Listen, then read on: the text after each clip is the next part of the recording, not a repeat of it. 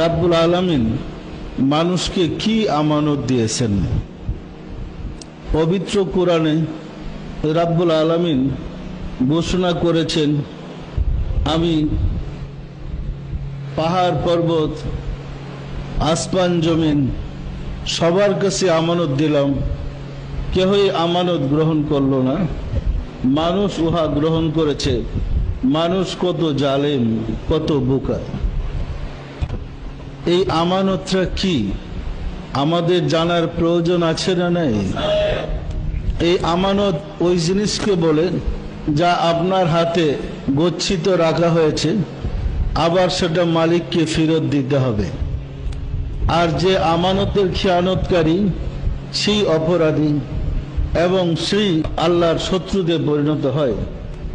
মানব জাতিকে সৃষ্টি করার পরে আশরাফুল মাখলুকাত করে সৃষ্টি করে রাব্বুল আলামিন মানবের কাছে আমানতটা কি দিলেন? এই আমানতের কথা পবিত্র কোরআনে আল্লাহ ঘোষণা করেছেন। আর এই আমানত আমাদের হায়াতে জিন্দেগির পরে আল্লাহর কাছে ফেরত দিতে হবে। যে আমানত আমরা রেখেছি আবার ফেরত আল্লাহর কাছে দিতে হবে। আমরা কি সে আমানতটা চিনতে পেরেছি? আসলে আমানতটা চিনতে পারি নাই। আমানতের ব্যাখ্যা করতে গিয়ে পবিত্র কোরআনের বিভিন্ন তাফসির কারকগণ আদিম এবং প্রবীণ এবং নবীন সমস্ত তাফসির কারকগণ বিভিন্নভাবে আমানতের ব্যাখ্যা করেছেন। আমানত বলতে আদিম, প্রবীণ এবং নবীন তাফসির কারকগণের মধ্যে কেহ কেহ বলেছেন আমানত বলতে কোরআন শরীফকে বোঝায়। আবার কেহ কেহ বলেছেন আমানত বলতে ঈমানকে বোঝায়। আবার কারো কারো মত হলো আমানত বলতে ইসলামী শরীয়তকে বোঝায়। তো রাব্বুল আলামিন মানব মণ্ডলীকে আমানত তো তিনটা জিনিস দেয় নাই, একটা। কয়টা দিছে? পবিত্র কোরআন আর ইসলামী শরীয়ত। কোরআন এবং ইসলামী শরীয়ত এক জিনিস নয়, এক জিনিস। তাফসির কারকগণ আল্লাহর সাথে যোগাযোগ না থাকার কারণে ভুল তাফসির করেছে। এই ভুল তাফসির শিখে আমরা আরো বিভ্রান্তিতে পড়ব। আল্লাহ দিয়েছেন আমানত একটা, মুফাসসিরগণ তাফসির করেছেন তিনটা। কেউ বলেছে আমানত বলতে ঈমানকে বোঝায়, কেউ বলেছে আমানত বলতে শরীয়তকে বোঝায়, কেউ বলেছে আমানত বলতে কোরআনকে বোঝায়। আমি আগে তাফসিরটা যে ভুল, আগে সেটা প্রমাণ করি, তারপর আপনাদেরকে আমানত সম্বন্ধে বলি, ঠিক আছে?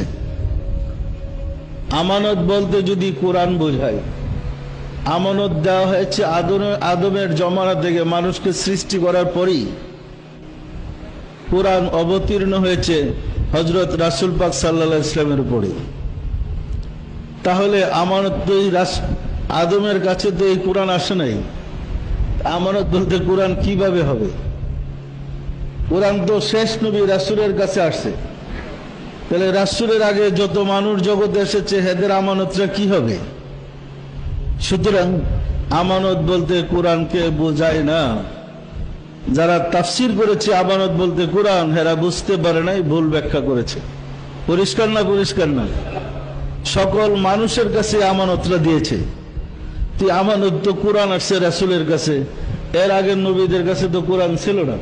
সুতরাং আমানত বলতে কোরআন বোঝায় না। কোরআন বোঝায়। আমানত বলতে যারা ঈমানের ব্যাখ্যা করেছে তারা ভুল ব্যাখ্যা করেছে। আমানত বলতে ঈমানকে বোঝায় না। কারণ যদি মানব জাতিকে রাব্বুল আলামিন ঈমান আমানত দিতেন, পৃথিবীতে একজনও কাফের থাকতো না, সবাই মুমিন হয়ে জন্ম নিত। কি বলেন? তাহলে কোরআন আর এই আয়াত আসতো না, কুল ইয়া আইয়ুহাল কাফিরুন, মানে কাফির তো থাকতো না, সবাই মুমিন হইতো। তাহলে যারা তাফসির করেছেন আমানত বলতে ঈমানকে বোঝায়, তাদের তাফসির সঠিক না বেঠিক বলেন তো? আমানত বলতে যদি শরীয়তকে বোঝায়, যারা তাফসির করেছেন আমানত বলতে শরীয়ত, সেটাও ভুল। আদমের শরীয়ত ছিল আপন ভাই বোনে বিবাহ জায়েজ, রাসূলের শরীয়তে আপন ভাই বোনে বিবাহ হারাম। আমানত বলতে শরীয়তকে বোঝায় না, শরীয়ত পরিবর্তনশীল, আমানতের কোনো পরিবর্তন হয় না। শরীয়ত অবস্থার পরিপ্রেক্ষিতে এক এক নবীর শরীয়ত এক এক রকম ছিল। যেমন মুসা আলাইহিস সালামের শরীয়ত ছিল মাঠের মধ্যে গিয়ে তওবা করার জন্য সবাই একত্রিত হইতে হয়েছে, আকাশ থেকে একটা অন্ধকার এসে সমস্ত মানুষগুলোকে ঢেকে দিত, তখন তরবারি দিয়া কুবাকুবি শুরু হইত। এই কুবাকুবিতে যে মারা যায় তার তওবা কবুল হয়েছে, শহীদ। যে না পালাই আহত হয়েছে, বেঁচে আছে, সে গাজী। আর যে পালাইছে সে মুনাফিক। এই ছিল মুসার শরীয়ত। রাসূলের শরীয়তে কি এই কুবাকুবি আছে? রাসূলের শরীয়ত হলো তওবা আস্তাগফিরুল্লাহ পড়লে তওবা কবুল হয়ে যায়। তাহলে আমানত বলতে শরীয়তকে বুঝায় না, কি বলেন? সকল মানুষকে আল্লাহ আমানত কয়টা দিছে? একটা। দেখেন, তাফসীর কারকগণের ব্যাখ্যায় যদি তাফসীর করেন তাহলে আমানতটা কি বিশ্রে বাইর করতে পারবেন না। আপনি আমানতটা রক্ষা করবেন কি? যারাই তাফসীর লিখেছেন হেরাই তো আমানত বুঝে নেই। যে নিজে আমানত চিনে না, বুঝে না, সে আমাকে আমানতের পরিচয়টা করাই দিবেন কিভাবে? এইভাবেই জাতি, সমাজ, ধর্ম বিকৃতি হয়ে অন্যদিকে প্রবাহিত হয়েছে। পরিষ্কার না? পরিষ্কার না? তাফসীরের জন্মলগ্ন থেকে এই পর্যন্ত যত তাফসীর আছে, যত বড় বড় তাফসীর সব খুলে দেখেন, এই তিনটা কথাই বলছে আমানত সম্বন্ধে। এতে বোঝা যায় তাফসীর কারকগণ আল্লাহর ভাষা বুঝেন নাই। কি সত্য না মিথ্যা বলেন? এখন আমানত বলতে কি কোরআনকে বুঝায়? আমানত বলতে কি শরীয়তকে বুঝায়? আমানত বলতে কি ঈমানকে বুঝায়? তাহলে আমানতটা কি? আমানতটা কিন্তু সবাইকে দিছে। আদম থেকে শুরু করে কিয়ামত পর্যন্ত যত মানুষ আসবে সবার মাঝে আল্লাহ আমানত দিয়েছে। এই আমানত আল্লাহর কাছে আবার ফেরত দিতে হবে, মনে রাখেন। আমানত যদি আমি না জানি এটা ফেরত দেব কি? জানার দরকার আছে না নাই? আশিকে রাসূলেরা আমানত বলতে বোঝায় নাফাকতু ফিহি মিন রূহি, আমার রূহ থেকে রূহ তোমার ভিতরে ফুঁকে দিলাম। আদম থেকে শুরু করে পৃথিবীতে যত মানুষ এসেছে সবার ভিতরে আল্লাহর দেওয়া রূহ ফুঁকে দেওয়া আছে, আছে না নাই? তাহলে নফসের ভিতরে ফুঁকে দেওয়া রূহটাই আপনার কাছে আমার কাছে আমানত। আল্লাহ যে নফস সৃষ্টি করে নফসের ভিতরে তার দেওয়া রূহ ফুঁকে দিলেন, এই রূহটাই আমাদের কাছে আমানত।